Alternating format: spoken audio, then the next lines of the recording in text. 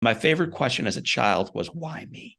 Why me, Dad? Why me? Looks me square in the eyes and says, John, damn it, why not you? And I blew up his house. So, like, I'm 9. I know what I did. I know it was wrong. So the pain you mentioned in the question isn't actually the pain I was thinking about. The pain I was thinking about wasn't amputations or burn care. It was my father's wrath.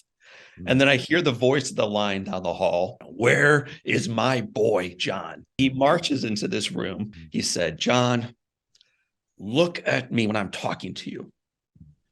So I uncrossed my arms and looked up at him. And then he added, I've never been so proud. So this little victim boy is about to eat finally. And my sister Amy scoops up a little bit of potatoes and she starts bringing it toward John O'Leary's mouth. My warrior mother says to Amy, Amy, drop the fork. If John's hungry, he's going to feed himself.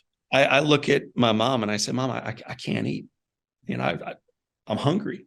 And 2.5 hours in, this little fella figures out a way to wedge a fork between his 2 fingerless broken hands, pick up some cold potatoes, start moving them toward his mouth and eating. I can dress today. I travel on my own. I'm married, have 4 kids, have a great business, have a great life. I eat my own meals today, Mom and listeners. Why? An incredibly bold, warrior, loving mother sat at the end of the table for 2.5 hours as her heart broke.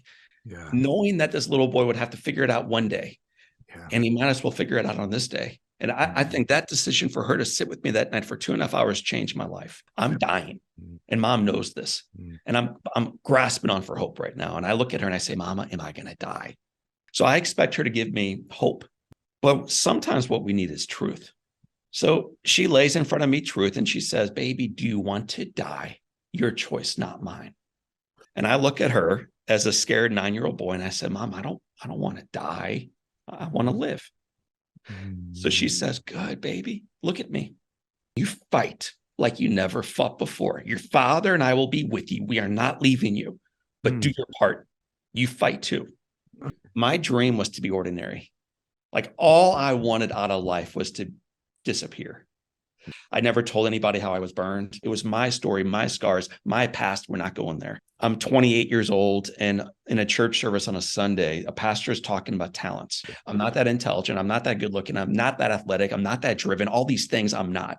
So I'm not talented. And he talks about how you're called to do something with that talent. And he gave us a pathway forward to multiply that talent, to do something mighty with the gifts we have. Even if it's only one gift, do something, man, do something. And on that Tuesday morning, my phone rings and it's a little girl. And she says, Mr. O'Leary, would you speak at my school? And Ed, I've never spoken anywhere, but I said yes. On the heels of that conversation from Sunday, where if you have one talent, multiply it. Okay. So I said yes to this little girl. I practiced a talk for 40 hours, walked in front of this room, had my notes in front of me, never looked up at the little monsters. And that's my first gig, man. 3 Girl Scouts in St. Louis County. And on the walkout, these little girls are hugging me, which was sweet. And then one of the dads says, dude, that was killer. Would you speak at my Kiwanis meeting? Never heard of Kiwanis, but I'll go. One of those guys was a Rotarian. One of those guys was Chamber of Commerce.